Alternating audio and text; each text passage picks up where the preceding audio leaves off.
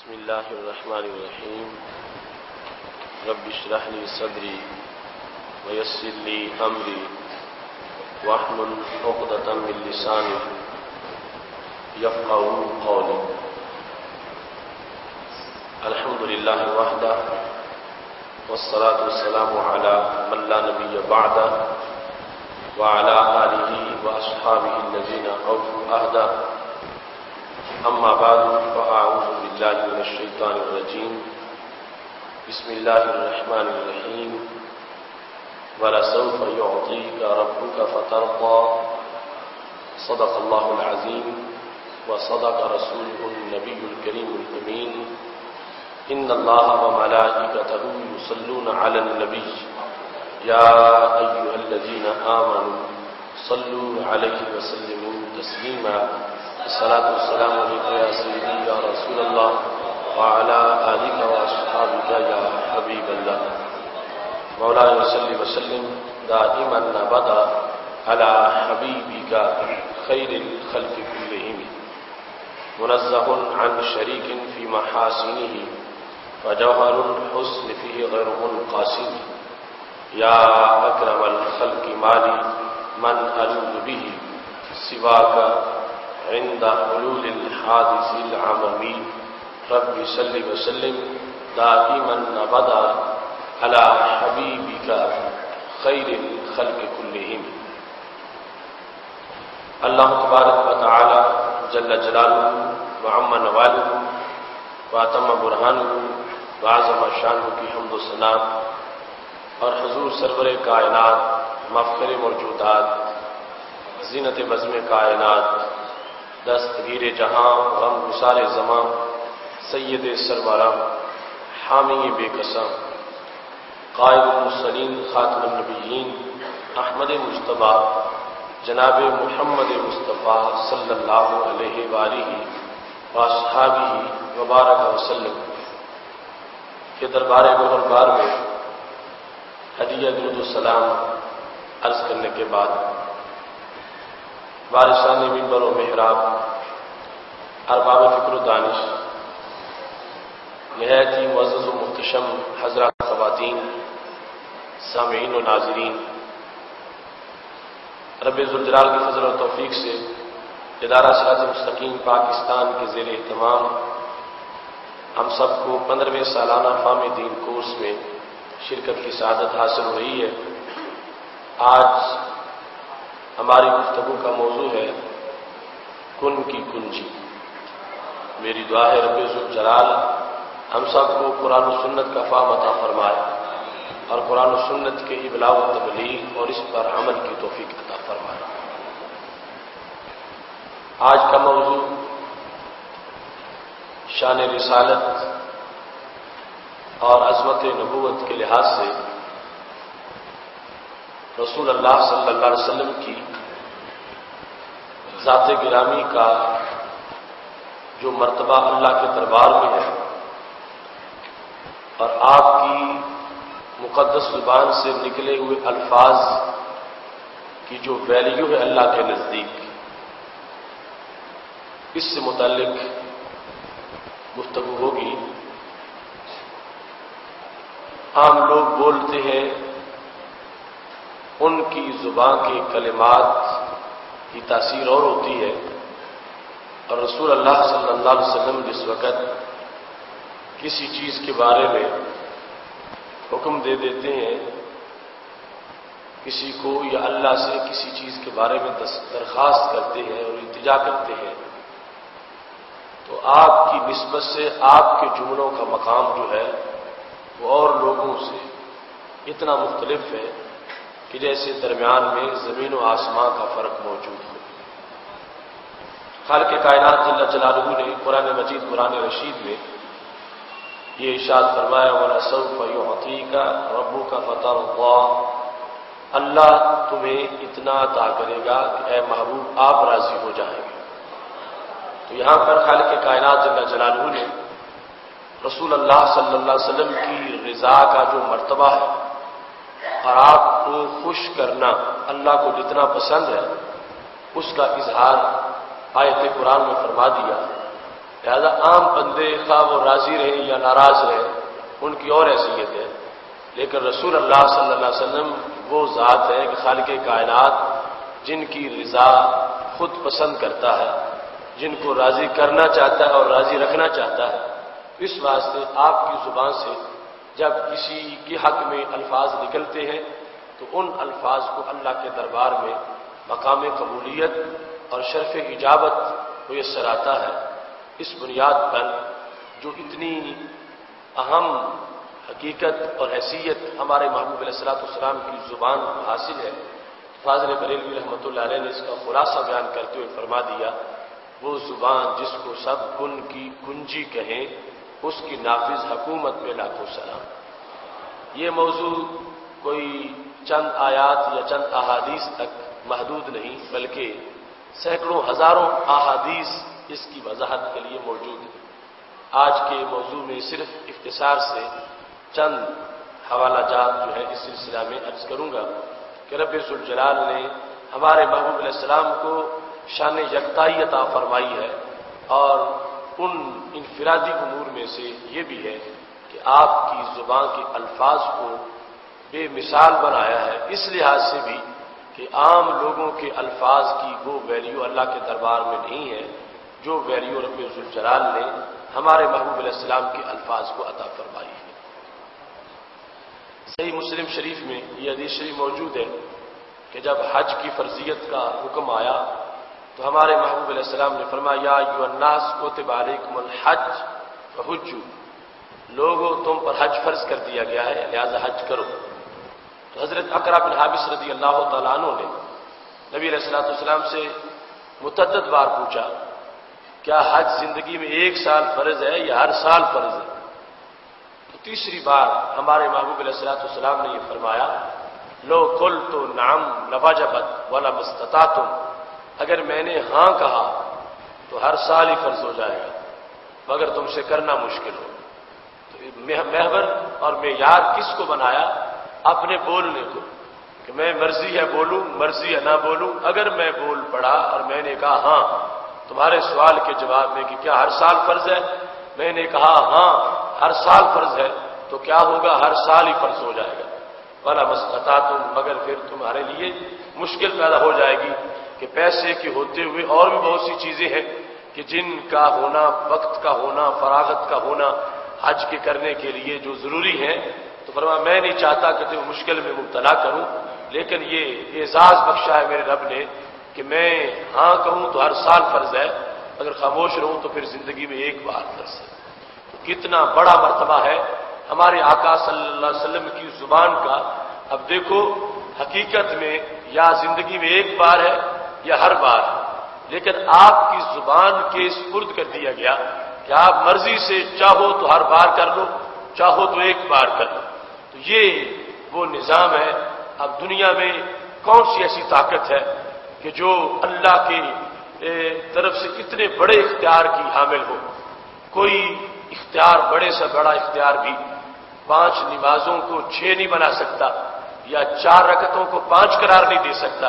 یہ میرے محبوب علیہ السلام کی زبان کو جو ویلیو دی گئی ہے اللہ کی طرف سے کہ اگر فرمایا میں ہاں کہوں گا تو ہر سال فرض ہو جائے گا، خاموش رہوں گا تو زندگی میں ایک بار فرض رہے گا۔ اب یہ اپنی مرضی ہے محبوب علیہ السلام کی، بولتے ہیں یا خاموش رہتے ہیں۔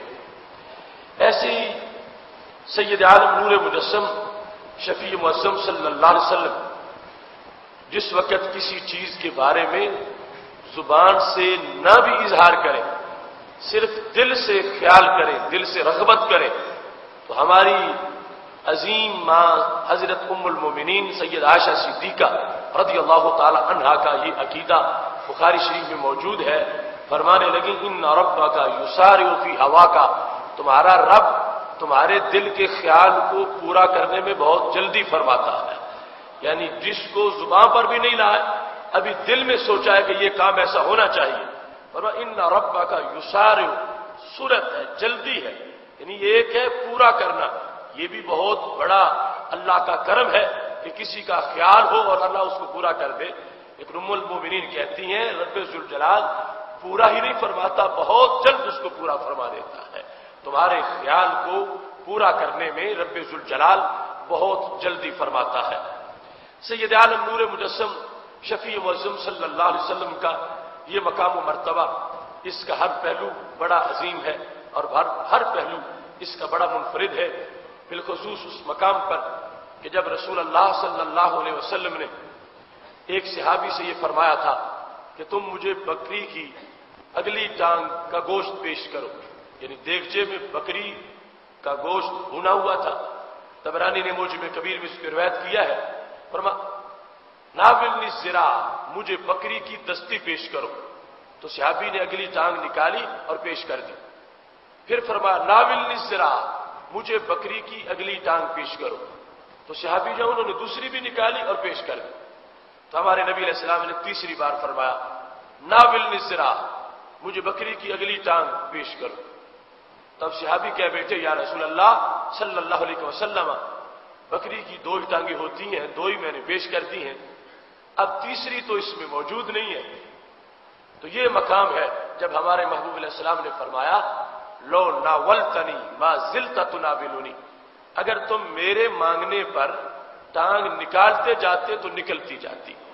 لو ناولتنی ما زلت تناولنی، میں جب تک مانگتا تم تب تک نکالتے جاتے، اگر میں 10 مرتبہ مانگتا 10 مرتبہ ٹانگ نکلتی، اگر میں 100 مرتبہ مانگتا 100 مرتبہ اسی دیگچے سے برآمد ہوتی، کیونکہ یہ دیکھو کہ کس زبان سے یہ لفظ نکل رہا ہے ناولنی الذراع۔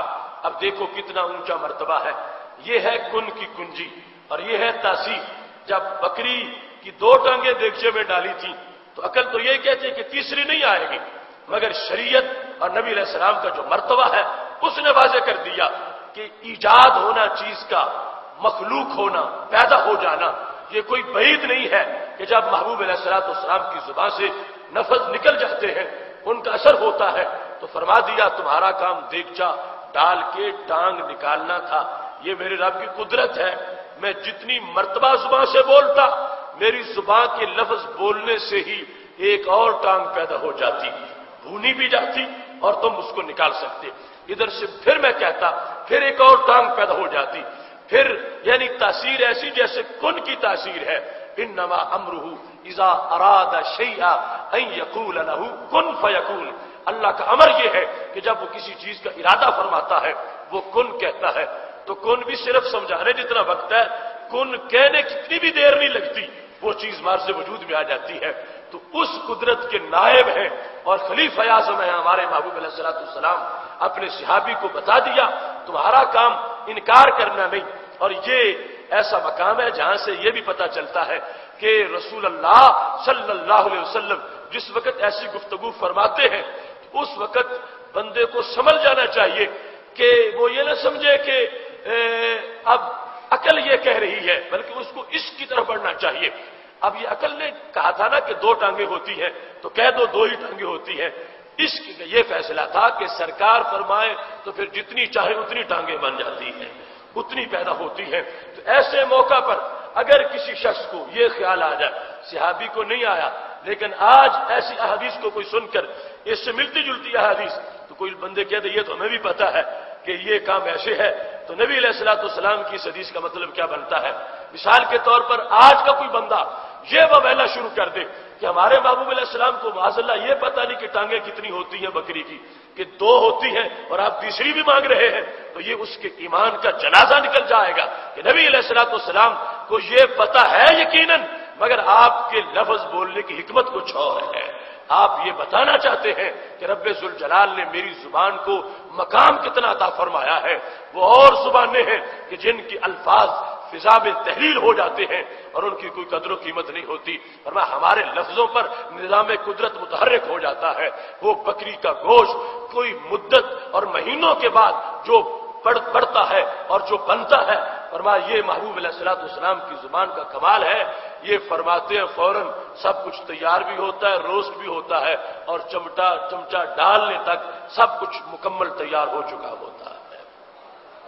محتشم سامعین حضرات، اس مقام پر سید عالم نور مجسم شفیع معظم صلی اللہ علیہ وسلم کے جو فرامین ہیں ان کی ایک ایک فرمان کی لذت دوسرے سے بالکل جدا اور بالکل نرالی ہے۔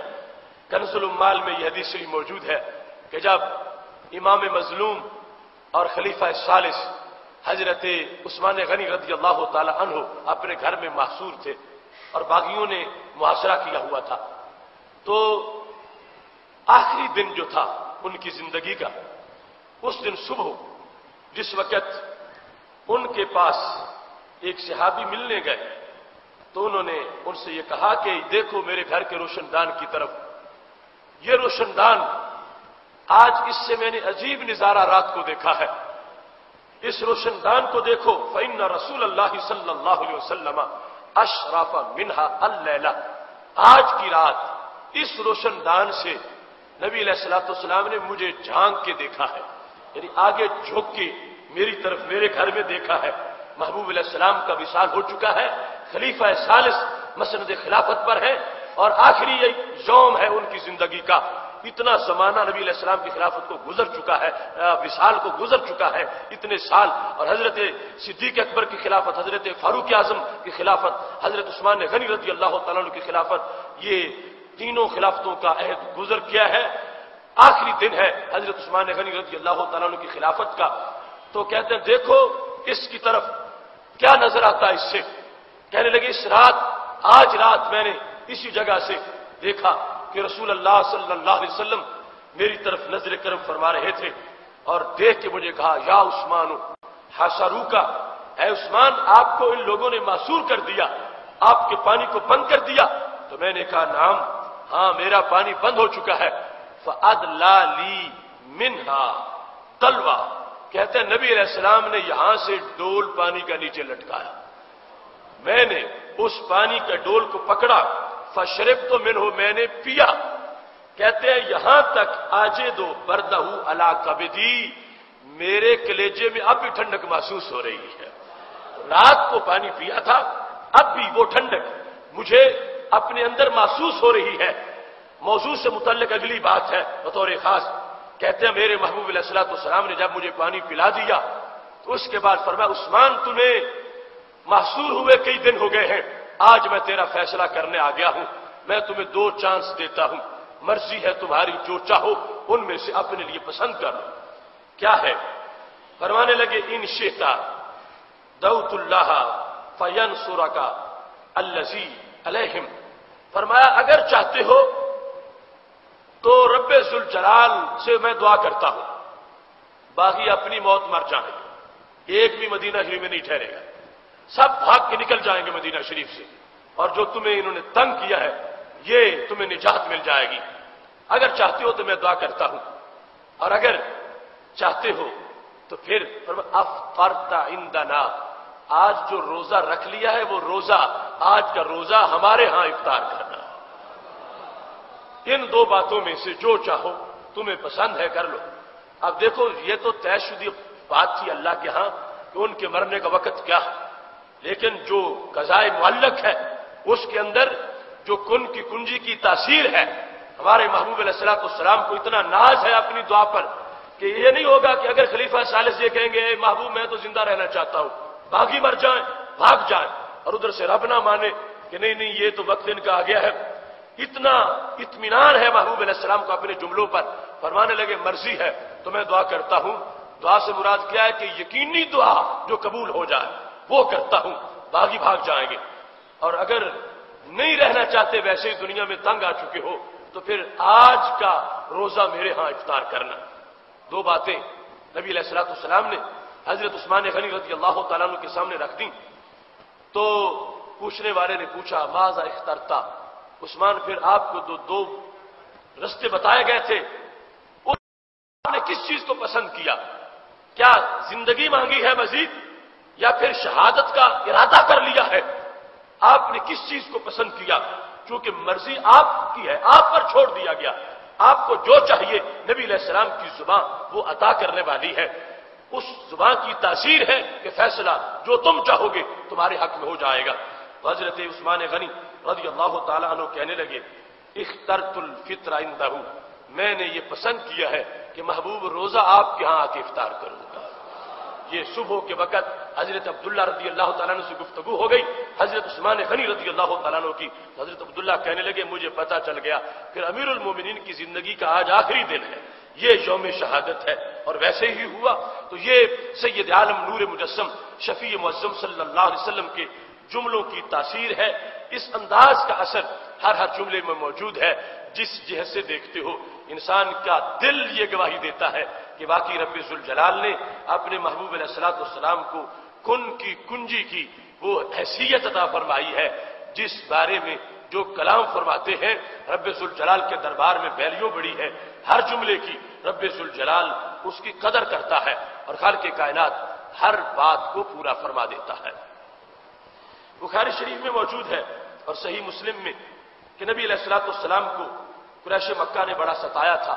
بالخصوص وہ دن جب نبی علیہ الصلوۃ والسلام نماز پڑھ رہے تھے تو اونٹنی کی بچے دانی لا کر انہوں نے دونوں کندھوں کے درمیان رکھ دی اور محبوب علیہ السلام کو بڑی کوفت ہوئی کہ کعبہ ہے, اللہ کے دربار میں حاضر ہوں, نماز پڑھ رہا ہوں, ان نکموں نے کمینوں نے اتنی گندی چیز میرے کندھوں پہ لا کے رکھ دی ہے. جب سلام پھیرا تو سلام پھیرنے کے بعد نبی رحمت نے چند بول دیے. کہنے لگے اے اللہ اب میں تیرے سے دعا کر رہا ہوں علیکا بأبی جہل, ابو جہل کو سنبھال لے. علیکا بأبی جہل, ابو جہل کا خاتمہ اب تیرے ذمے ہے. علیکا کے لفظ بولے جس کا لغوی معنی لازم ہے تجھ پر, جبکہ اللہ پہ کوئی چیز لازم کوئی نہیں کر سکتا, لیکن یہ ناز کا مقام ہے. فرمایا اے اللہ اس ابو جہل کو اب سنبھال لے, اس کا خاتمہ کر کہ اس نے کتنی مجھے تکلیفیں دی ہیں. صرف یہی نہیں, فرمایا وہ عتبہ بن ربیعہ تھا, عتبہ بن ربیعہ کا بھی خاتمہ کر. وہ شیبہ بن ربیعہ تھا, اور شیبہ بن ربیعہ بھی جو بیٹھا ہنس رہا ہے, مذاق کر رہے ہیں اور میرے اوپر یہ سب کچھ ڈال کے آپ وہ ہنستے ہیں کہ ہم نے کیا کام کیا, اے اللہ ان سے بدلہ لے. اور ساتھ ہی فرمایا وہ امیہ بن خلف, امیہ بن خلف بھی بیٹھے. یہ سارے نام نہاد بڑے سردار تھے جو اس وقت بیٹھے تھے جب نبی علیہ الصلوۃ والسلام پر وہ گندگی لا کے پھینکی گئی تھی. وعقبہ بن ابی معیط, اے اللہ عقبہ بن ابی معیط بھی نہ بچے. یہ سارے اپنی اپنی پارٹیوں کے لیڈر وہاں مکہ شریف میں کعبہ اللہ کے پاس بیٹھے ہوئے, اور یہ کہ محبوب علیہ الصلوۃ والسلام کو حالت نماز میں یوں دیکھ کر کے اوپر ہم نے کسی کو بھیج کے گندگی ڈلوا دی ہے, دیکھو خدا کا نبی ہے, صورتحال کیا ہے, اوپر اتنی گندگی پڑی ہوئی ہے. آپس میں معاذ اللہ ٹھٹھا کر رہے ہیں, مذاق کر رہے ہیں کہ ہم نے کیسا کام کیا. میرے محبوب علیہ الصلوۃ والسلام نے جس وقت یہ لفظ بولے تو صحابی کہتے ہیں ان لفظوں کا اثر میں نے دیکھا. جس ترتیب سے نام بولے اور جس کے نام لیے, کہتے ہیں والذی بعث محمدن صلی اللہ علیہ وسلم. حضرت عبداللہ بن مسعود رضی اللہ تعالیٰ عنہ راوی ہیں, کہتے ہیں مجھے اس رب کی قسم ہے کہ جس رب نے ہمارے نبی علیہ الصلوۃ والسلام کو سچا نبی بنایا ہے. لقد رأیت الذی سما سرع یوم بدر, جس کا نام نبی علیہ السلام نے لیا تھا میں نے بدر کے دن میدان بدر میں مارا ہوا دیکھا کہ اس کو بچھاڑا جا چکا تھا, اس کو تلواروں سے کاٹا جا چکا تھا, اور میں نے ثم صحبوا الی قریب بدر, پھر ٹانگوں سے کھینچ کے ان کو بدر کے کنویں میں گرایا جا رہا تھا. تو مجھے اس وقت یہ پتا چلا کہ نبی علیہ السلام نے جو جملے بولے تھے وہ جملے خالی نہیں گئے, حکمتیں ساری کچھ وقت کے لیے وہ بھی تھی, وہ پوری ہو گئی. اور محبوب علیہ الصلوۃ والسلام نے جو کہا تھا علیکا بأبی جہل, ابو جہل کو سنبھال اے رب, یہ بہت زیادہ شرارتیں کر رہا ہے. تو رب ذوالجلال نے جس کا نام محبوب علیہ السلام نے لیا ہے اس کو پھر بدر سے واپس نہیں آنے دیا.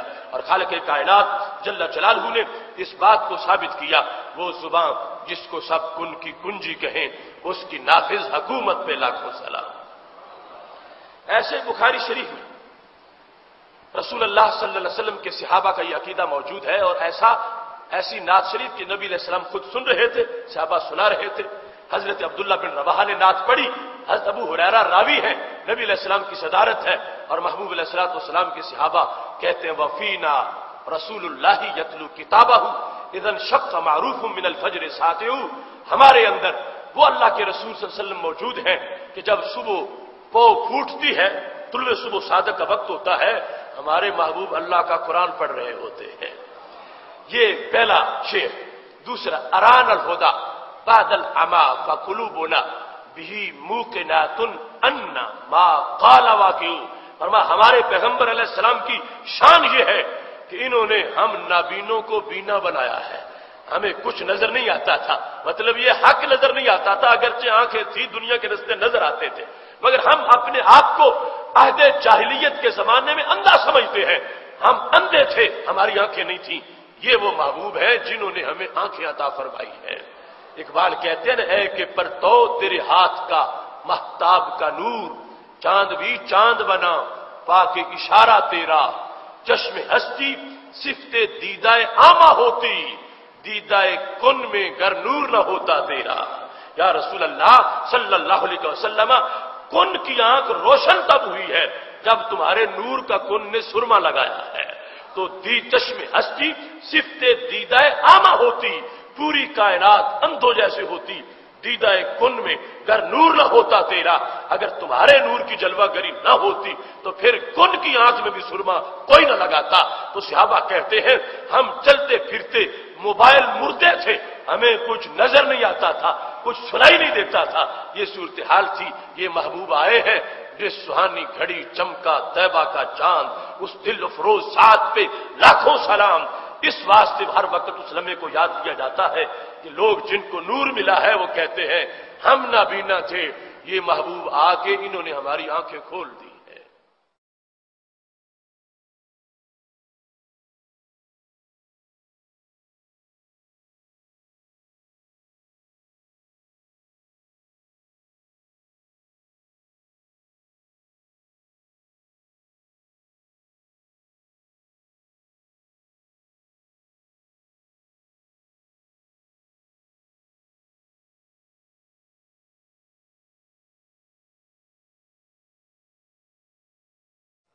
اگلا مصرع جو چوتھا مصرع ہے وہ موضوع کی دلیل ہے. وہ کیا ہے؟ کہتے ہیں فقلوبنا بہ موقنات، ہمارے دلوں کو یہ پورا یقین ہے. لفظ یقین بولا کس چیز کا؟ ان ما قال واقع، کہ آپ کی زبان سے جو نکلتا ہے وہ ہو کے رہتا ہے. قلوبنا بہ موقنات، عربی زبان میں لفظ کا بڑا اعتبار ہوتا ہے. ایک ہوتا ہے شک، ایک ہوتا ہے وہم، ایک ہوتا ہے ظن، لیکن ایک ہوتا ہے یقین. یقین جو ہے وہ اعلیٰ درجے کا علم ہے، اور یقین بہت بڑی تصدیق کو کہا جاتا ہے. صحابہ یہ نہیں کہتے کہ ہمیں گمان ہے یا ہمیں خیال ہے، ہمارا وہم ہے یا ہمیں لگتا ایسے ہے کہ جو بولنے پورا ہو جاتا ہے. لگتا ایسا ہے، ایسا نہیں کہا. فرمایا نہیں، نہ وہم ہے، نہ گمان ہے، نہ شک ہے، ہمیں تو یقین ہے کہ ان کا کوئی بول بھی خالی نہیں جاتا، جو زبان سے نکلتا ہے وہ ہو کے رہتا ہے. قلوبنا بہ موقنات ان ما قال واقع.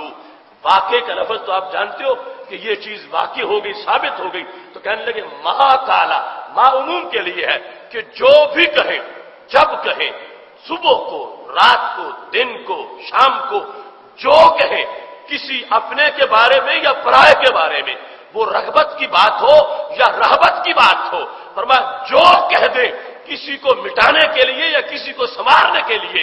صحابہ کہتے ایسا کبھی نہیں ہوا کہ سرکار فرما دے اور ادھر قدرت متحرک نہ ہو. فرمایا ان کی زبان سے لفظ نکلتا ہے، اللہ کی ذات اس کو پورا فرما دیتی ہے. یہ صحیح بخاری شریف میں ہے. کسی کا غلوب نہیں کہ کہا جائے کہ شاعر تھا، رنگی بیان تھا، تخیل تھا، زیب داستان سے بات کر گیا. نہیں، یہ کیسی بات ہے. جب نعت ختم ہوئی تو میرے محبوب علیہ السلام نے یہ جملہ بولا. صحابہ کو کہا میرے صحابہ، یہ تمہارا بھائی جو میری نعت پڑھ رہا تھا تم سن رہے تھے، اور یہ کہہ رہا تھا کہ میرے نبی وہ ہیں کہ جن کی زبان کا بولا وہ لفظ رائے گا نہیں جاتا، جو بھی کہے وہ ہو جاتا ہے. فرمانے لگے میرے صحابہ ان اخاکم لا یقول الرفثا، تمہارے بھائی نے جھوٹ نہیں بولا، سچ بیان کیا ہے. یعنی یہ بخاری شریف میں صداقت بھی موجود ہے.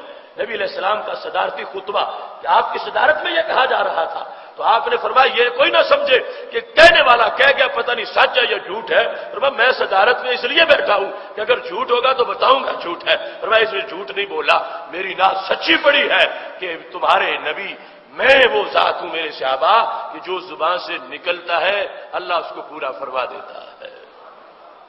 ایسے ہی کن کی کنجی کا انداز حضرت حسان بن ثابت رضی اللہ تعالی عنہ جس وقت نعت شریف پڑھنے لگے، اور نعت شریف کے یہ اشعار حدیث ام معبد میں بھی موجود ہیں، کیا کہتے ہیں؟ نبی یرا ما لا یری الناس حولہ ویتلو کتاب اللہ فی کل مشہد فإن قال فی یوم مقالۃ غائب فتصدیقها فی صحوۃ اليوم او غدی۔ وہ انداز حضرت حسان بن ثابت رضی اللہ تعالیٰ عنہ کا پہلے سے ابن رواحہ سے ملتا جلتا انداز ہے۔ پہلے شعر میں کیا بتایا؟ نبی یوں یرا ما لا یری الناس حولہ، ہمارے نبی وہ دیکھتے ہیں جو لوگوں کو نظر نہیں آتا۔ نبی یوں یرا، ہمارے نبی صلی اللہ علیہ وسلم دیکھتے ہیں، ما وہ، لا یری الناس حولہ، جو لوگوں کی لاکھوں آنکھوں کو بھی نظر نہیں آتا، اس اکیلی آنکھ کو نظر آتا ہے۔ نبی یوں یرا ما لا یری الناس حولہ، ہمارے نبی علیہ الصلوۃ والسلام وہ دیکھتے ہیں جو ارد گرد کے ماحول میں لوگوں کو نظر نہیں آتا۔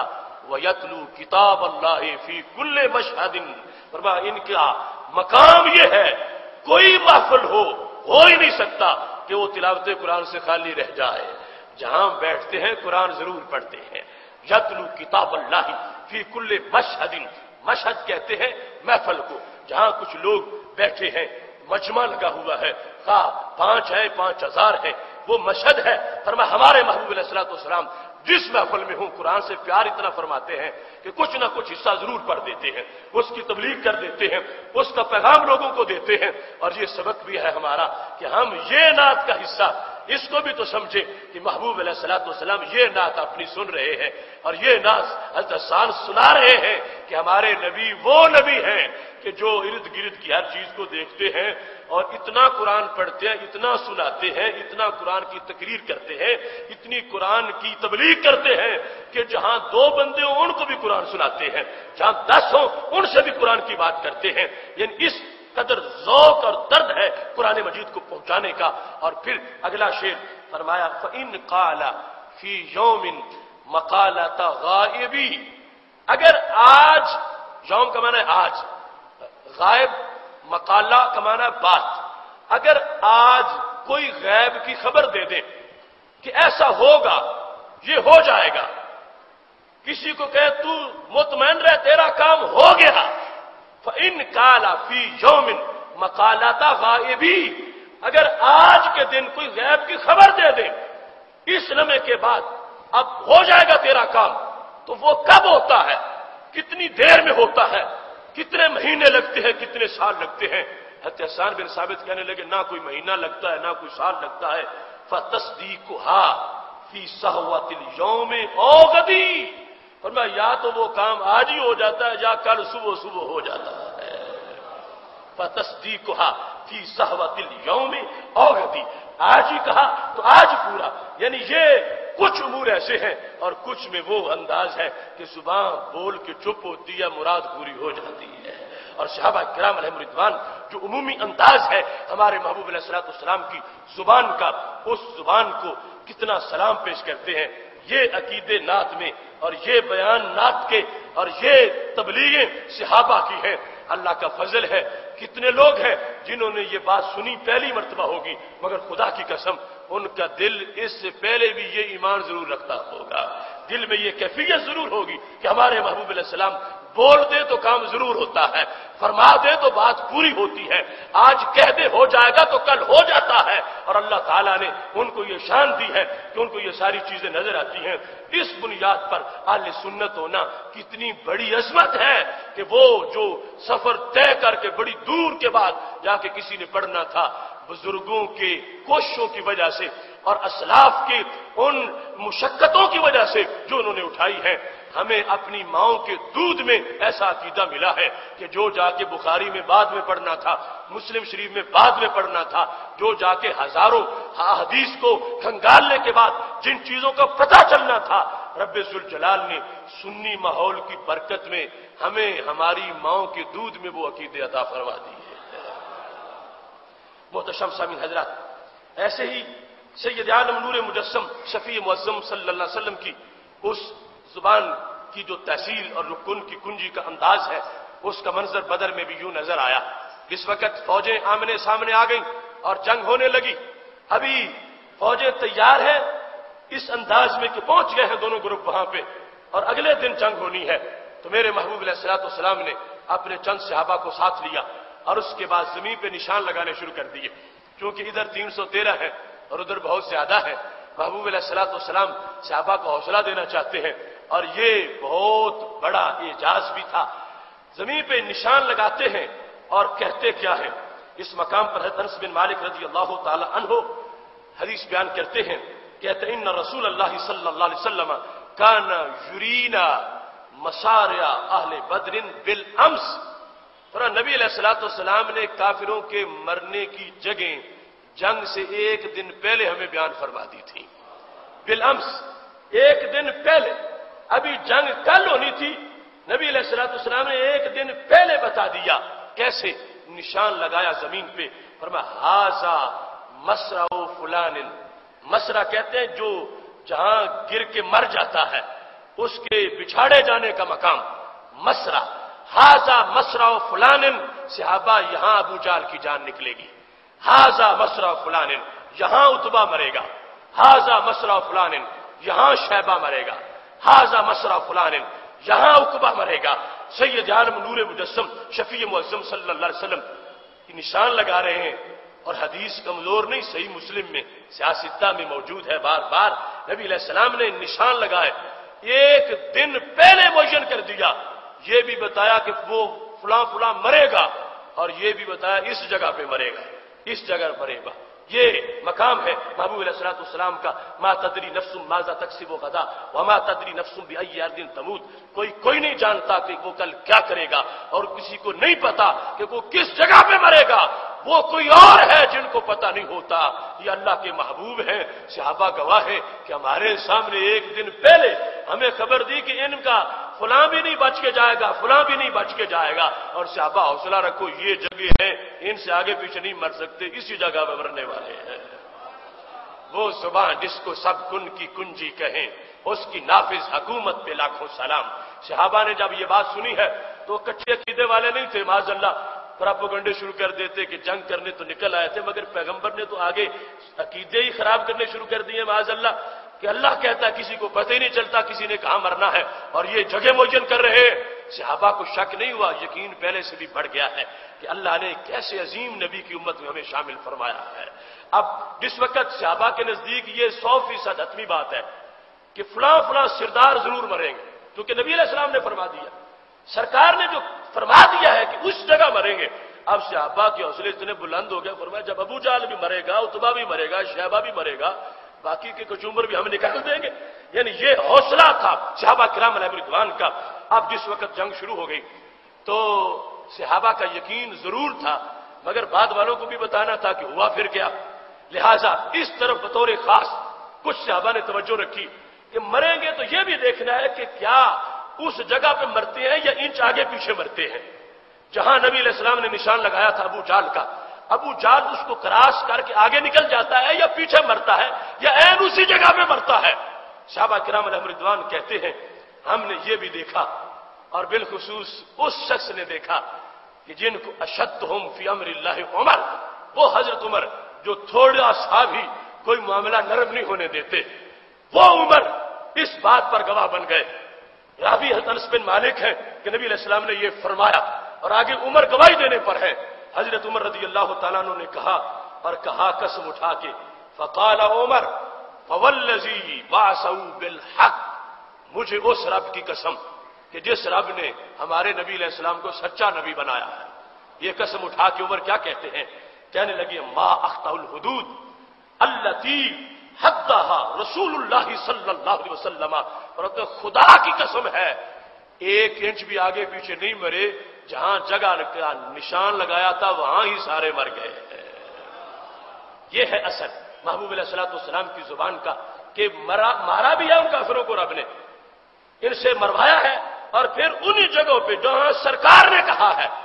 یعنی یہ گویا کہ ڈیوٹی لگ گئی تھی اسرائیل کی، جان نہیں نکالنی، جب تک وہ مقام نہیں آئے گا۔ ابو جہل ماریں گے تو وہیں جہاں نبی علیہ السلام نے نشان لگایا ہے۔ اور حدیث شریف کے الفاظ دیکھو بڑے عجیب ہیں، ما اخطا الحدود، خطا سے ہے لفظ خطا۔ خطا کا لغوی معنی ہوتا ہے تجاوز کرنا، حد سے بڑھنا۔ خطا والا حد سے بڑھتا ہے نا، جس نے غلطی کی وہ حد سے بڑھ گیا، حد تک تو حرج نہیں تھا، بڑا تو غلطی ہو گئی۔ تو اخطاؤ کا معنی ہے تجاوز نہ کیا انہوں نے، وہ خطا نہ کر سکے، خطا نہ کر سکے، وہ ابو جہل عتبہ شیبہ خطا نہ کر سکے۔ ساری زندگی جن کا کام خطا کرنا تھا مگر مرنے کی جگہ میں خطا نہ کر سکے، ساری زندگی خطائیں کرتے رہے، ساری زندگی تجاوز کرتے رہے، مگر حضرت عمر رضی اللہ تعالیٰ عنہ کہتے خدا کی قسم مرنے کے مقام سے خطا نہ کر سکے، مرنے کے مقام سے تجاوز نہ کر سکے۔ جو فرمایا تھا میرے نبی علیہ الصلوۃ والسلام نے، ہر کافر پہچان کی اسی جگہ پہ مرا ہے، اسی جگہ پہنچا ہے تو جان نکلی ہے، اس سے آگے کوئی بھی نہ بڑھ سکا۔ تو یہ ہے، فاضل بریلوی نے بلا وجہ نہیں کہا، یہ ساری حدیثیں ان کے قلم کے اس مضمون میں ان کا اثر موجود ہے۔ وہ زبان جس کو سب کن کی کنجی کہیں، اس کی نافذ حکومت پہ لاکھوں سلام۔ ایک دن پہلے نشان لگائے ہیں، دوسرے دن جا کے وہ جن کے لگائے ہیں وہ مرے ہیں، تو انہی جگہوں پہ مرے ہیں۔ تو ماننا پڑے گا کہ رب ذوالجلال نے کمال علم بھی دیا ہے، کمال مرتبہ بھی عطا فرمایا ہے۔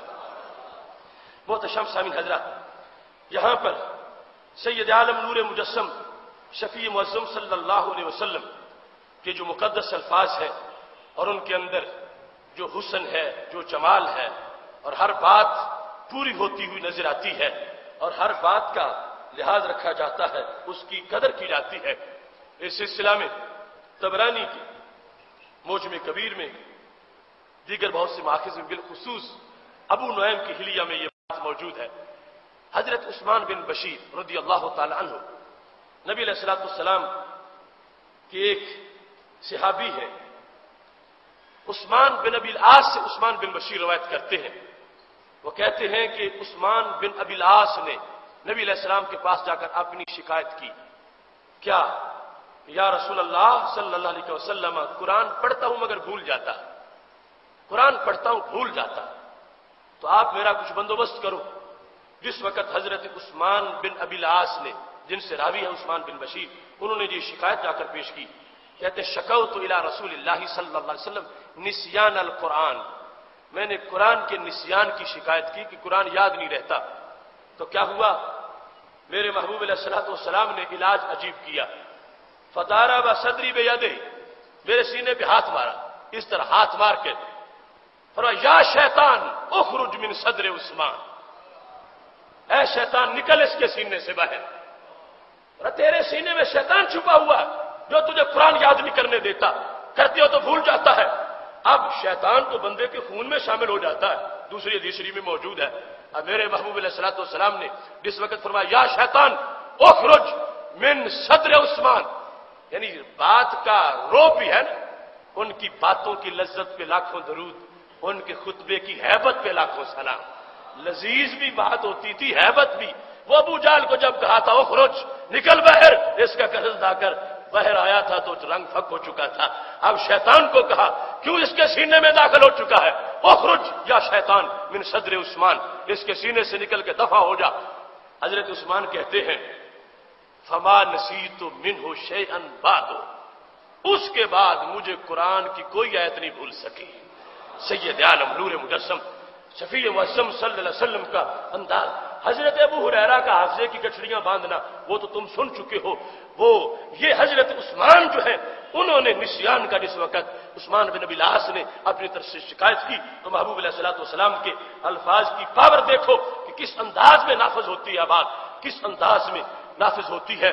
کہتے ہیں صرف قرآن ہی نہیں، اس کے بعد اور کوئی چیز جس چیز کے لیے میں ارادہ کرتا ہوں کہ یاد رہے پھر وہ یاد ہی رہتی ہے، اور بالخصوص قرآن مجید کے لحاظ سے یہ بیان کر دیا کہ جب میں ارادہ کر لیتا ہوں کہ یہ آیت یاد کر لوں، یہ سورت یاد کر لوں، اس کے بعد وہ مجھے بھولتی نہیں ہے۔ نبی علیہ السلام کے لفظوں میں اللہ نے اتنا اثر عطا فرمایا ہے۔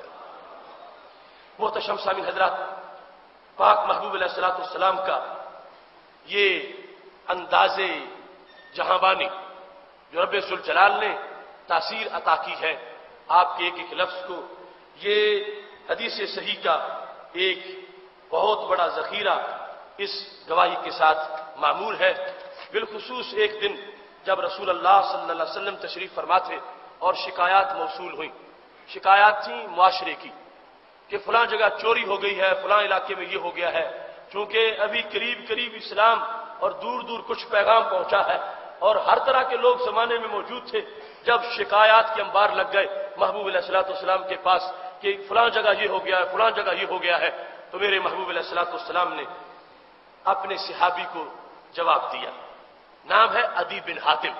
حضرت عدی بن حاتم نے آ کر کہا کہ فلاں علاقہ جو عرب کا فلاں کون ہے، اس سلسلے میں وہاں یہ گڑبڑ ہو رہی ہے، وہاں ایسے حالات ہو چکے ہیں، ایسے حالات ہیں محبوب، آپ کی رحمت کی وہاں ضرورت ہے۔ جس طرح یہ شکایات اس طرح کی حالات کی انہوں نے کی تو نبی علیہ الصلوۃ والسلام یہ آگے اس کا حل بیان کرتے ہیں۔ عدی بن حاتم موجود ہے، ایک شخص نے آ کر شکایت کی، نبی علیہ الصلوۃ والسلام اس کے جواب میں کچھ ارشاد فرماتے ہیں۔ حضرت عدی سے خطاب کر کے فرمایا، حل رأیت الحیرہ، ہیرا ہا کے ساتھ، کیا ہیرا کی سلطنت تم نے دیکھی ہے؟ ہیرا کی سلطنت، انہوں نے کہا لم ارہا، میں نے نہیں دیکھی، ہیرا کی سلطنت میں نے نہیں دیکھی، کیونکہ یہ ایک دور مقام تھا مدینہ شریف سے، بندہ نہ چیز کو یہ سعادت حاصل ہے کہ میں نے ہیرا کی سلطنت جا کے دیکھی، وہ کھنڈرات دیکھے ہیں صرف اس حدیث کو سمجھنے کے لیے کہ محبوب علیہ السلام مدینہ شریف میں تشریف فرما تھے اور ہیرا کی سلطنت کا حوالہ دیا تھا۔ یہ عراق کا بارڈر ار جو ہے اس سے آگے اندر جانے کے بعد کوفہ کے قرب و جوار میں یہ اس سے تھوڑا دور وہ سلطنت ہے، اور یہ اس وقت کا علاقہ، اس کے ساتھ مثالی یعنی اس وقت کے نامی گرامی ڈاکو اس علاقے میں موجود تھے۔ میرے محبوب علیہ السلام نے فرمایا عدی ہیرا کی سلطنت دیکھی ہے؟ کہنے لگے یا رسول اللہ صلی اللہ علیہ وسلم میں نے نہیں دیکھی، لم ارہا وقد انبئت عنہا، دیکھی نہیں مگر میں سمجھتا ہوں، ذکر کرتے ہیں لوگ کہ ہیرا کی سلطنت ہے، اس کی خبر مجھے پہنچی ہے۔ جیسے اب کتنے لوگ ہیں جنہوں نے بغداد شریف نہیں دیکھا مگر مانتے ہیں دنیا میں بغداد شریف ہے، کہ خبر اس کی پہنچی ہے کہ ایسا شہر ہے۔ ایسے ہی فرمایا عدی کہنے لگے کہ میں نے دیکھا نہیں مگر میں جانتا ہوں، مجھے بتایا گیا ہے کہ ایسی سلطنت موجود ہے۔ تو میرے محبوب علیہ الصلوۃ والسلام نے فرمایا فَإِن طَالَتْ بِكَ حَيَاتٌ، اگر تیری زندگی لمبی ہوئی، اگر تیری زندگی لمبی ہوئی، لَتَرَيَنَّ الزَّيْنَةَ تَرْتَحِلُ مِنْ حِيرَةَ حَتَّى تَطُوفَ بِالْكَعْبَةِ لَا تَخَافُ أَحَدًا إِلَّا اللَّهَ، اگر تیری زندگی لمبی ہوئی تو دیکھو گے میرے دین کی برکتیں اتنی عام ہو جائیں گی، اتنا عدل آ جائے گا، یہ سارے ڈاکو لٹیرے مٹ جائیں گے، میری ہدایت کے زیر اثر کے آگے پارسا بن جائیں گے۔ فرمایا اگر تمہاری زندگی ہوئی، دور کی بات نہیں کرتا، تمہاری زندگی کے اندر اندر اتنا انقلاب آ جائے گا کہ ہیرا سے زینہ چلے گی۔ زینہ اس عورت کو کہتے ہیں جو اونٹ پہ بیٹھی ہوئی ہو، اس حالت میں اس کو زینہ کہتے ہیں، اونٹ کے ہودج میں۔ فرمایا اکیلی بیٹھی ہوگی، ہیرا سے چلے گی اور مکہ شریف جائے گی، اکیلی ہوگی۔ فرمایا اس کو رب کے سوا کسی کا ڈر نہیں ہوگا۔ یہ رستے کی ساری خرابیاں جو تم بیان کر رہے ہو، یہ میرے دین کی برکت سے سب کچھ بگاڑ ختم ہو چکا ہوگا، اور اتنی اصلاح ہوگی کہ وہاں سے عورت چلے گی، اکیلی ہوگی، تطوف بالکعبہ، وہ کعبے کا طواف کرے گی تو اس کو کوئی خطرہ نہیں ہوگا۔ کہتے ہیں میں نے اپنے دل میں سوچا، حضرت عدی کہتے ہیں میں نے دل میں سوچا، فَفِيمَا بَيْنِي وَبَيْنَ نَفْسِي، زبان پر نہیں، میں نے دل میں سوچا، فَأَيْنَ دُعَارُ طَيْ، وہ تئی قبیلے کے ڈاکو کدھر مر جائیں گے پھر، جنہوں نے سارے شہر ظلم سے بھر رکھے ہیں، وہ فسادی، وہ لٹیرے جو کسی کو گزرنے نہیں دیتے۔ اگر ہیرا سے چل کے ایک خاتون جا کے کعبے کا طواف کر لے گی اور صحیح سلامت واپس گھر پہنچ جائے گی تو یہ اتنے ڈاکو کہاں جائیں گے؟ جس وقت کہتے ہیں میں نے اپنے دل میں یہ سوچا تو نبی علیہ الصلوۃ والسلام کے فرمان سے جو سرکار کی خبر تھی مجھے تسکین ہوئی کہ جو سرکار نے فرما دیا ہے اگرچہ قرآن اس کے خلاف ہے مگر یہ بات ہو کے رہے گی۔ اور یہ یاد رکھیں کوئی بھی ایسے صحابی نہیں ہے کہ جن کو نبی علیہ السلام یہ فرمائے اگر تیری زندگی لمبی ہوئی تو دیکھنا، جس کو اگر سے بھی کہا ہے اس کی زندگی ضرور لمبی ہوئی ہے۔ اگر تیری زندگی لمبی ہوگی تو دیکھنا کیسا انقلاب آئے گا۔ اس دین کے جو بیج میں نے بوئے ہیں اس پر آگے بہار آنے والی ہے، یہ سارا بگاڑ جو ہے وہ ختم ہو جائے گا۔ تو اس پر رسول اللہ صلی اللہ علیہ وسلم نے یہ جس وقت فرمایا، پھر دوسری مرتبہ فرمایا لئن طالت بک حیات، اگر تم زندہ رہو گے لتفتحن کنوز کسریٰ، تو کسریٰ کے خزانے کھولے جائیں گے۔ کسریٰ نے جو بہت کچھ دبایا ہوا ہے اور اس وقت کی سپر پاور تھی وہ لوگوں کے لحاظ سے، اور یہ جملہ بولنا بھی بڑا مشکل تھا کہ کسریٰ بھی تہو بہلا ہو جائے گا اور کسریٰ کی حکومت کی اینٹ سے اینٹ بچ جائے گی، یہ جملہ بولنا بھی سخت تھا، اتنا کنٹرول تھا پورے فارس پر کسریٰ کا۔ لیکن میرے محبوب علیہ السلام نے فرمایا زیادہ دور نہیں عدی تیری زندگی کے اندر تو دیکھے گا کہ تیرے سامنے کسریٰ کے خزانے میرے صحابہ کھولیں گے اور ان کو راہ حق میں دے دیا جائے گا۔ یہ دو باتیں کر دی، اور پھر فرمایا وَلَئِن طَالَتْ بِكَ حَیَاء، اگر تیری زندگی لمبی ہوئی لَتَرَيَنَّ، تو دیکھے گا کہ الرجل، ایک بندے کو یخرج ملء کفی من ذهب، وہ چلو سونے کا بھر کے بازار میں کھڑا ہوگا، کوئی لے لو مجھ سے، کوئی قبول ہی نہیں کرے گا۔ ایسی صورتحال آ جائے گی تیری زندگی کے اندر۔ اگر تیری زندگی لمبی ہوئی تو اس کو دیکھے گا کہ لوگ ہاتھوں میں سونا چاندی لے کے دینا چاہیں گے مگر کوئی لینے کو تیار نہیں ہوگا۔ کوئی کہے گا کل آتا تو میں لے لیتا، آج تو مجھے ضرورت نہیں ہے، اگر تو پرسوں آ جاتا نا پھر میں تیرا سونا لے لیتا، آج مجھے تیرے سونے کی کوئی ضرورت نہیں ہے۔ آج عدی بن حاتم سے سرکار بولتے ہیں میرے صحابہ بھوکے کاٹ رہے ہیں، لیکن یاد رکھو تمہاری زندگی کے اندر ہی وہ دن آ جائے گا کہ جب ایسے کوئی سونا چاندی لے کے پھرے گا، کوئی وہ سونا چاندی کو قبول کرنے والا موجود نہیں ہوگا۔ اب یہ لفظ نکل گیا میرے محبوب علیہ السلام کی حکمت والی زبان سے۔ حضرت عدی پھر اپنا مشاہدہ بیان کرتے ہیں کہ پھر ہوا کیا۔ حضرت عدی رضی اللہ تعالی عنہ یہ بات بیان کرتے ہیں اور یہ سب کچھ بخاری شریف میں موجود ہے۔ میرے محبوب علیہ السلام کے صحابی اپنے ایمان کا سوز اور لذت محسوس کرتے ہوئے اپنے دور کے مسلمانوں کو بتاتے ہیں، یعنی جو تابعین پاس ہیں ان کو، جو صحابہ بڑی عمر والے ہیں ان کو بڑے مزے لے لے کے یہ باتیں کرتے ہیں۔ کہتے ہیں میں پاس بیٹھا تھا اور ایک بندہ شکایتیں کر رہا تھا، یہ ہو گیا ہے وہ ہو گیا ہے، تو میرے محبوب علیہ السلام نے بات کی تھی، لوگوں سن لو کتنی سچی باتیں کرتے ہیں اور جو فرماتے ہیں وہ ہوتا کیسے ہے، ان کے لفظوں کا اثر کتنا ہے اور لفظوں کی تاثیر کتنی ہے۔ کہنے لگے کہ سن لو میں نے جو کچھ سنا تھا رسول اللہ صلی اللہ علیہ وسلم سے میں اس کو دیکھ رہا ہوں۔ کہتے ہیں رأیت الزینۃ ترتحل من الحیرہ حتی تطوف بالکعبہ، میں نے اپنی آنکھ سے دیکھا ہیرا سے ایک عورت اونٹ پہ چڑھ کے آئی، اس نے اکیلے سفر کیا، اس نے کعبے کا طواف کیا اور کعبے کا طواف کر کے وہ واپس سلامت پہنچ گئی۔ کوئی آنکھ ایسی نہیں تھی کہ جو میلی اس کو دیکھ سکتی۔ ایسا امن، ایسا سکون، ایسا تقوی کا ماحول اور اتنے وہ نظام مصطفیٰ صلی اللہ علیہ وسلم کی برکات اور محبوب علیہ السلام کے دین کی وہ ایک بہار میں نے اپنی آنکھوں سے دیکھی، جو نبی علیہ السلام نے فرمایا تھا میری عمر لمبی ہوئی میں نے اسلام کی برکات کا وہ شباب دیکھ لیا کہ ایسی عورت چلی واپس پہنچی، اس کو کوئی خیانت والی آنکھ سے دیکھنے والا بھی نہیں تھا، چھیڑنے والا تو بڑی دور کی بات ہوتی ہے، نہ اس کی کوئی زیور اتارنے والا تھا، نہ اس کی کوئی اونٹنی لوٹنے والا تھا۔ اتنی برکتیں میں نے اپنی آنکھوں سے دیکھی اور بتانے لگے میرے دوستو جو سنا تھا یہ سرکار کا کمال ہے کہ ان کی زبان سے لفظ نکلتے ہیں رب پورا فرما دیتا ہے۔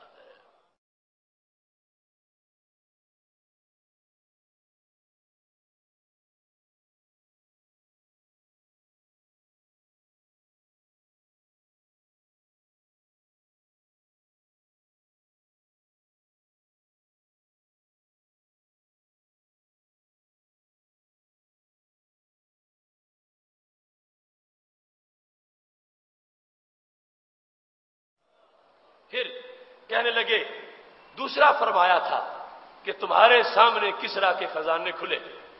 حضرت عدی سے پوچھا گیا یہ بتاؤ، کہنے لگے یہ بتانا کیا ہے، کنت فی من افتتح کنوز کسریٰ، جن لوگوں نے خزانے کھول لیتے میں آپ ان میں شامل تھا، میں کھول رہا تھا خود میں نے کھولے ہیں، اور محبوب علیہ السلام نے فرمایا تھا کہ تیری زندگی لمبی ہوگی تو تو دیکھ لے گا، تو کہنے لگے میں خود اس لشکر میں موجود تھا جنہوں نے جا کے کسریٰ کی سلطنت کی اینٹ سے اینٹ بجائی ہے، اور میں اپنے ہاتھوں سے خزانے کھول رہا تھا، سرکار کی عظمت کو سلام کر رہا تھا کہ کتنے سال پہلے محبوب جس وقت یہ گمان بھی نہیں کیا جا سکتا تھا اتنی مضبوط سلطنت جو ہے وہ انحطاط پذیر ہو جائے گی اور زوال پذیر ہو جائے گی، وہ کہتے ہیں میں نے اپنی آنکھوں سے دیکھا۔ یہ انداز ہے میرے محبوب علیہ الصلوۃ والسلام کی زبان کا، وہ زبان جس کو سب کن کی کنجی کہیں، اس کی نافذ حکومت پہ لاکھوں سلام۔ محتشم سامعین حضرات، پھر اس کے بعد کہتے ہیں کہ سید عالم نور مجسم شفیع معظم صلی اللہ علیہ وسلم نے جو تیسرا مقام بھی مجھے بتایا، پر وہ بھی مجھ سے بعید نہیں ہے، میں اس کی صداقت پر بھی اپنی طرف سے مہر صداقت لگا رہا ہوں۔ یہ سید عالم نور مجسم شفیع معظم صلی اللہ علیہ وسلم کی زبان کے الفاظ ہیں۔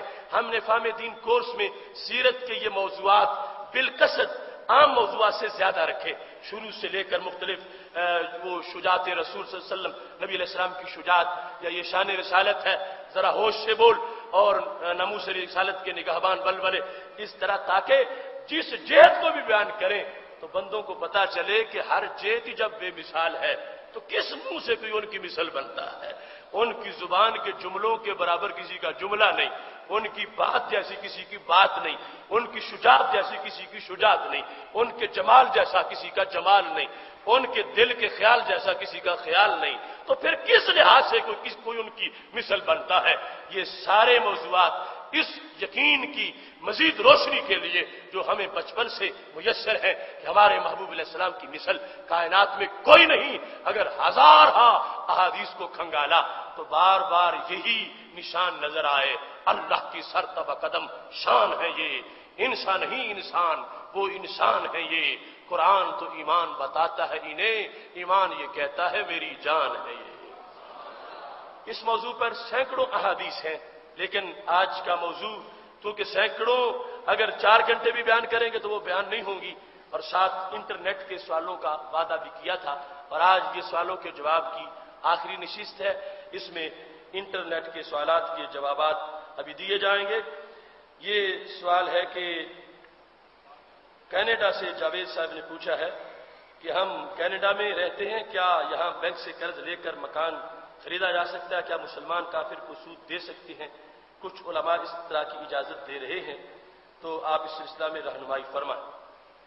دارالحرب میں سود کے جواز کا قول ہے، مگر اس صورتحال میں ایک مسلمان سود ادا کر رہا ہے کفار کو، اور پھر یہ موجودہ صورتحال میں جو لوگ اپنی مرضی سے دارالاسلام چھوڑ کے دارالحرب میں چلے جاتے ہیں روزگار کی خاطر، یہ خود ایک بہت بڑا ایسا عمل ہے کہ جس کے جواز پر بہت زیادہ سوچنا پڑے گا کہ آخر دارالاسلام کو چھوڑ کر، پہلے تو یہ ہوتا تھا نا بندے دارالکفر چھوڑ کے دارالاسلام میں آ جاتے تھے کہ ہم زندگی اسلام کے مطابق گزاریں گے، خواہ بھوکے رہ کے گزار لیں۔ اب بندے کمائی کے لیے دارالاسلام کو چھوڑ کے دارالحرب میں چلے جاتے ہیں، تو اس واسطے وہ مسئلہ جو ہے وہ اصل میں ان مجبور لوگوں کے لیے ہے کہ جو اصل میں دارالحرب میں تھے، اور ان کے لیے ایسی صورتحال بن گئی، اور پھر مسلمان اپنی طرف سے ادا کر رہا ہے، ان کو فائدہ پہنچا رہا ہے، تو میں سمجھتا ہوں کہ ایسا جائز نہیں ہے۔ اس مسئلے کا فرق جو ہے وہ ذہن میں اپنے محسوس کرنا چاہیے۔ ترمذی شریف میں ایک حدیث ہے کہ صحابہ نے شراب پی اور نماز کا وقت ہو گیا، تو اس کے بارے میں کہ آیت نازل ہوئی۔ اب یہ دیکھیں کہ جو چیز اللہ کی طرف سے حلال ہے اس کے استعمال میں جب رب نے پابندی نہیں لگائی، اس پر کوئی تنقید نہیں ہے، کوئی اعتراض نہیں۔ حسن و خوبا شریعت کا ہے، جب تک شراب حرام نہیں تھی تو اللہ کی طرف سے جو چیز حلال ہو اس پر کوئی تنقید نہیں ہے، کوئی اعتراض نہیں ہے۔ ہاں جب حرام ہو گئی تو پھر جو مٹکوں میں تھی وہ بھی اڈیل دی، ہر طرف جو پیالے میں ڈالی تھی پی جا رہی تھی دار انس میں، لیکن پتہ چل گیا فرمایا جو پیالے میں ڈالی ہے یہ بھی نہیں پیئیں گے، اب پھینک دی، سب انڈیل دی، اور یہ واضح کر دیا حکم رب کی ہے، مرضی ہے ہمیں پلائے، مرضی ہے حرام کر دے۔ اب وہ حرام ہو جانے کے بعد وہ اس کے جو تقاضے بن گئے خباثت کے اور اس طرح کی ساری چیزیں، ورنہ جو جنت میں وہ بھی تو شراب ہی ہے، لیکن وہ دنیا کی شراب جیسی نہیں ہے، اور پھر اس میں طہارت ہے۔ تو پتہ چلا کہ حرمت سے پہلے شراب کی حیثیت اور تھی، اس وقت کسی کا اس کے قریب جانا اس کا وہ انداز نہیں ہے جیسے آج میں کسی کو شرابی کہا جاتا ہے یا شراب کا لفظ استعمال کیا جاتا ہے۔ اس واسطے روایات میں جو ایسی باتیں آتی ہیں تو ان کو بڑے احتیاط سے بیان کرنے کی ضرورت ہے، اور یہ سوچنے کی ضرورت ہے کہ کوئی چیز حرام ہونے سے پہلے اس کی حیثیت کیا ہے، حرام ہونے کے بعد اس کی حیثیت کیا ہے۔ اس واسطے روایات میں ایسا موجود ہے، مگر یہ قابل اعتراض نہیں ہے کیونکہ اس کے بیان کا انداز محتاط ہو اور یہ وضاحت کر دی جائے، مجمع عام میں اس پر اسرار کی طرح کی باتیں نہ کی جائیں کہ لوگ کہیں کہ اچھے سے آباد شرابیں بھی پیتے تھے۔ ان کو بتایا جائے کہ زمانہ کون سا تھا، حالات کیسے تھے، اللہ کی طرف سے حکم کیسا تھا، تاکہ کسی کے ذہن میں ان مقدس شخصیات کے بارے میں تھوڑا سا غبار بھی پیدا نہ ہونے پائے۔ یہ وضاحت کرنا ضروری ہے، ورنہ پہلے وقت ایسا گزرا جب شراب حلال تھی، حرام نہیں تھی، تو ظاہر ہے کہ اللہ کی طرف سے اس کے استعمال پر کسی طرح کی کوئی پابندی نہیں تھی، بتدریج پھر اس شراب کو حرام قرار دیا گیا۔ یہ ارشد محمود خان صاحب لاہور سے انہوں نے سوال کیا کہ حضرت امام بخاری نے جو بخاری شریف لکھی ہے اس میں کل کتنی حدیثیں دونوں جلدوں میں موجود ہیں؟ تو بخاری شریف میں دونوں جلدوں میں تکرار کے ساتھ، تکرار کا مطلب ہے کہ کچھ حدیثیں ان کی روین اس انداز کیا کہ ان کو دوبارہ ذکر کیے گئے 6 بار، بلکہ کچھ حدیثیں 28 مرتبہ بھی ذکر کی گئی ایک حدیث، کچھ 5 مرتبہ، کچھ 10 مرتبہ، کچھ 12 مرتبہ۔ اور وہ کیوں کہ جب بھی ذکر کیا سند بھی نہیں لے آئے کہ میں نے اس فلاں استاد سے بھی پڑھی، فلاں سے بھی پڑھی، اور ساتھ مسئلہ بھی نیا نکال کے دکھایا کہ اس سے پہلے ذکر کیا تو یہ مسئلہ ثابت ہوا، اب ذکر کیا تو یہ مسئلہ ثابت ہوا۔ ہم اصل اہل سنت جو ہے وہ 2 خطرناک وادیوں کے درمیان ہر طرف سے حملہ۔ اگر یہ کہیں گے کہ امام بخاری رحمت اللہ علیہ نے حدیثیں بار بار لکھی ہیں، ایک طبقہ ایسا ادھار کھائے بیٹھا ہے، وہ کہتا پھر بخاری کو آتی تھوڑی تھی اس لیے ایک ہی بار بار لکھتے رہے، وہ اس لحاظ سے اعتراض کرنے پہ تلے ہوئے اور امام بخاری کی علمی حیثیت کو پر جرا کرتے ہیں، اور کچھ دوسری طرف سے ہیں جو کہتے ہیں جو بخاری میں وہ صحیح ہے اور جو بخاری میں وہ صحیح نہیں ہے۔ امام بخاری ان دونوں باتوں سے ناراض ہے۔ وہ کہتے ہیں میں نے بخاری میں صرف صحیح لکھی ہیں، اور یہ مطلب نہیں کہ صرف وہی صحیح ہے جو بخاری میں ہے۔ فرمایا مجھے تو 1,00,000 صحیح آتی تھی، 1,00,000 میں سے میں یہ نے چند ہزار لکھی ہے، تو میری بخاری کے ذریعے باقی جو ہے وہ تقریباً 94,000 حدیثیں، ان کا انکار نہ کر دینا۔ یہ نہیں کہ میں نے جو لکھی ہے یہی صحیح ہے، ہاں جو لکھی ہے میں نے صحیح سمجھ کے لکھی ہے اور باقی بھی صحیح ہے۔ تو یہ 2 طبقے ہیں جو بگڑے ہوئے نظریاتی طبقے ہیں، ان کے درمیان ہم ہیں۔ ہم کہتے ہیں نہ تو امام بخاری کی توہین کرنے دیں گے اور نہ ہی امام بخاری کی آڑ میں امام اعظم پر کوئی اعتراض کرنے دیں گے۔ درمیان میں امام بخاری رحمت اللہ علیہ کا جو مقام ہے اس کے ہم دائی ہیں۔ امام بخاری رحمت اللہ علیہ نے مطلقاً جو کل حدیثیں بخاری شریف میں لکھی ہیں ان کی تعداد 7,275 ہے، 7,000، لیکن ان میں تکرار والی بھی ہے، یعنی ایک حدیث ہی کئی بار آ گئی ہے۔ تو اگر تکرار والی حدیثیں نکال دی جائیں تو پھر پیچھے بخاری شریف میں ساری حدیثیں 4,000 بنتی ہیں کہ جو بغیر تکرار کے ہیں۔ ایک حدیث کو ایک بار ہی شمار کیا جائے، دوسرا نمبر اس کو نہ لگایا جائے، تیسرا نہ لگایا جائے، ایک حدیث اگر ایک بار ہی شمار کی جائے تو پھر کل حدیثیں بخاری شریف میں 4,000 ہیں۔ تو یہ بخاری شریف ہے جو امت کا ایک بہت بڑا ذخیرہ ہے، صحت مند ذخیرہ ہے، قرآن مجید کے بعد اصح الکتب ہے اور اس کا بہت بڑا مقام ہے۔ اور جو تکرار کیا ہے تو وہ امام بخاری نے علمی کمزوری کے لیے نہیں کیا کہ کتاب بڑی لکھنی تھی، حدیثیں تھوڑی آتی تھیں تو بار بار لکھ دی، نہیں، ان کو تو 3,00,000 سے بھی زیادہ آتی تھی، اس میں پھر 1,00,000 منتخب کی، 1,00,000 میں سے یہ چند ہزار منتخب کی اور بار بار اس لیے لکھی کہ لوگوں کو پتا چلے کہ ایک حدیث کتنے موتی ظاہر کرتی ہے۔ محتشم سامعین حضرات، ہم مسلم امہ کو متحد کرنے کی بات کرتے ہیں۔ لندن سے ذیشان صاحب کا سوال ہے، ہم مسلم امہ کو متحد کس طرح کر سکتے ہیں؟ کیا مسلم امہ سے مراد صرف اہل سنت و جماعت ہی ہے؟ یہ دوسرے فرقے والے جو لوگ ہیں جب ہم اتحاد امت کی بات کرتے ہیں تو کیا اس سے مراد صرف بریلوی حضرات ہوتے ہیں؟ تو دعا تو یہ کی جاتی امت کو اتحاد عطا فرما۔ تو محتشم سامعین حضرات، یہ سوال اچھی خاصی بحث کا تقاضا کرتا ہے اور اس کی بحث ہم پہلے کر چکے ہیں. ہاں ہم سنی ہیں کہ اندر اس کی تفصیلاً گفتگو موجود ہے اور اجمالاً یہ بات ذہن میں رکھیے کہ ہم جس وقت امت کا لفظ بولتے ہیں اتحاد امت کا، تو اتحاد امت سے مراد ہوتی ہے امت اجابت. امت کی دو قسمیں ہیں، ایک ہے امت دعوت، دوسری امت اجابت. امت دعوت وہ ہے جن کو اسلام قبول کرنے کی دعوت ہے. یہودی بھی امت دعوت ہے، عیسائی بھی امت دعوت ہے، سکھ بھی امت دعوت ہے. لیکن امت اجابت وہ ہے جنہوں نے اسلام قبول کیا اور لا الہ الا اللہ محمد الرسول اللہ پڑھتے ہیں. اب یہ پڑھنے والے جو ہیں یہ آگے 73 فرقوں میں ہیں. وہ جنہوں نے پڑھے نہیں وہ نہیں 73 میں شمار، پڑھنے والے 73 میں ہیں. ستفترق امتی علی 73 فرقہ کلہم فی النار الا واحدہ. جنہوں نے یہ کلمہ پڑھا، کلمہ پڑھ کے آگے نظریات ان کے خراب ہو گئے یا خراب صورت میں ہی کلمہ پڑھا، تو اب ان میں 72 کو کسی مفتی نے جہنمی نہیں کہا، نبی علیہ السلام نے جہنمی فرمایا. عقیدہ کی بنیاد پر، عمل کی وجہ سے تو 73 والی جو جنتی جماعت ہے اس کا بندہ بھی جہنم میں جا سکتا ہے عمل کی کمی کی وجہ سے. اگر رب معاف نہ کرے تو کچھ وقت چلا جائے گا، عقیدے کی برکت سے پھر جنت میں داخل ہو جائے گا، عمل کی کمزوری کا مواخذہ ہو سکتا ہے. تو ہم اس سائل کو یہ بتانا چاہتے ہیں کہ جس وقت ہم کہتے ہیں امت کا لفظ، تو امت سے مراد ہوتی ہے امت اجابت. اور پھر جس وقت اتحاد کا معنی ہم بولتے ہیں کہ امت متحد ہو جائے، عالم اسلام کے اتحاد عطا فرما، تو ہماری یہ دعا ہوتی ہے اے اللہ گندے عقیدے والوں کو ستھرے عقیدے کی سمجھ عطا فرما، تاکہ ان کو پتہ چل جائے کہ کلمہ جو انہوں نے پڑھ لیا، اتنا لمبا فاصلہ طے کر کے اس امت اجابت میں داخل ہو چکے، ان کو اے اللہ جو مرکز اتحاد ہے اس کی پہچان عطا فرما.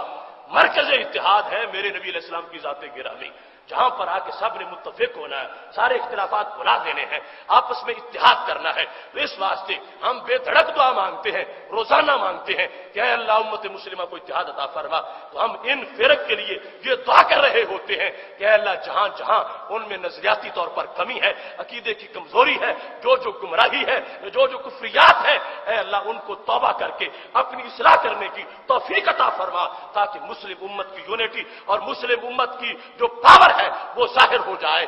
اس واسطے یہ مطلب ہے دعا مانگنے کا.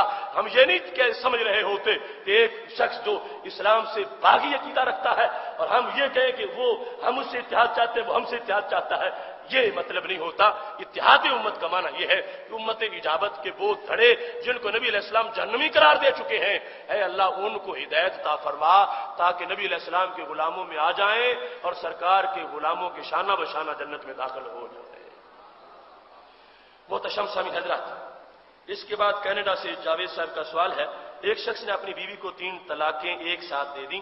کچھ علماء نے کہا طلاق ہو گئی ہے، لیکن کچھ علماء نے کہا 3 طلاقیں ایک ساتھ نہیں ہوتی. اگلے دن بھی یہ بتایا ہے کہ یہ 3 طلاقیں دینے سے جیسے باقی چیزیں جو دیں تو دی جاتی ہیں، ایسی طلاقیں بھی دیں تو یہ دی جاتی ہیں، واپس نہیں آتی، نہ اڑتی ہیں ہوا میں. جس نے 3 ایک جملے میں دی وہ بھی ہوگی، 3 گن کے علیحدہ علیحدہ دیں وہ بھی ہو گئی، 3 جدا جدا توہروں میں دیں وہ بھی ہو گئی. ہر لحاظ سے 3 دینا 3 ہی ہے. صرف یہ ہے کہ اگر اس نے اکٹھی دی ہے تو اس نے دینے کا طریقہ سنت نبوی والا اختیار نہیں کیا جو سرکار دو عالم صلی اللہ علیہ وسلم نے بتایا تھا. اس نے وہ طریقہ چھوڑا. ایک تو طلاق دینے والا ناپسندیدہ کام کیا اور دوسرا اس طریقے پر نہیں کیا جس پر کرنا چاہیے تھا، تاکہ شریعت مطہرہ کی حکمتیں سامنے آتی. ایک دیتا، مدت حیض گزرتی، اس کو ہوش آتا بچے کیسے پلیں گے، میں کیسے رہوں گا. دوسری نہ دیتا، گھر آباد ہو جاتا. یا دوسری تک ابھی خمار تھا تو تیسری دینے تک 6 مہینے گزر چکے ہوتے تو ہوش آ جاتا، رستہ بند نہ ہوتا. یہ شریعت نے طریقہ بتایا ہے. لیکن جو شریعت کے طریقے کو چھوڑے تو اس کا یہ جرم ہے. ہم کہیں اس نے جرم ہی کوئی نہیں کیا. اس نے طلاق دے کے بھی ناپسندیدہ کام کیا اور شریعت کا طریقہ چھوڑ کے بھی ناپسندیدہ کام کیا. مگر جو کام کیا وہ کیا، اس کا ہم انکار نہیں کرتے کہ اس نے نہیں کیا. یہ تو اس مجرم کی حمایت ہو جائے گی. ایک وہ جرم کرے، دوسرا کہ تم نے کیا ہی کچھ نہیں. اب ایک شخص ہے، اس کو حکم ہے کہ پانی پیو مسنون طریقے سے، گلاس بھرا ہے تو وقفہ وقفہ کر کے پیو، سانس لو 3 مرتبہ پانی پی لو. اب ایک شخص ہے وہ شروع کرتا ہے اور پھر 1 مرتبہ ختم کرتا، وہ سانس لیتے ہی نہیں. اگر آپ یہ کہہ سکیں گے کہ اس نے پیا ہی نہیں، یہ کہیں گے کہ سنت کے مطابق نہیں پیا، مگر یہ کون پاگل کہے گا کہ اس نے گلاس پیا ہی نہیں ہے؟ پی تو وہ گیا ہے ظالم، مگر سنت کے مطابق نہیں پیا۔ ایسے جس نے تینوں دی ہیں وہ تینوں دے چکا ہے، اس نے جو کرنا تھا کر دیا ہے، مگر اس نے سنت کے مطابق وہ کام نہیں کیا۔ تفصیل سٹال پر کتاب موجود ہے طلاق ثلاثہ والی، آپ اس سے اور اس کی سی ڈی سے سب تفصیلات جو ہے وہ حاصل کر سکتے ہیں۔ یو ایس اے سے سوال ہے، کیا غزوہ ہند کے بارے میں قرآن و حدیث میں کچھ بیان کیا گیا ہے؟ غزوہ ہند حدیث میں ہے، مگر اس غزوہ ہند سے مراد ہے ہندوستان کی سرزمین پر غازیان اسلام کا پہنچ کر اسلام کی تبلیغ کرنا اور اسلام پھیلانا۔ اس سے مراد کوئی معین جنگ کشمیر کی نہیں ہے، کوئی ایک جنگ اس سے، اور وہ جو 2000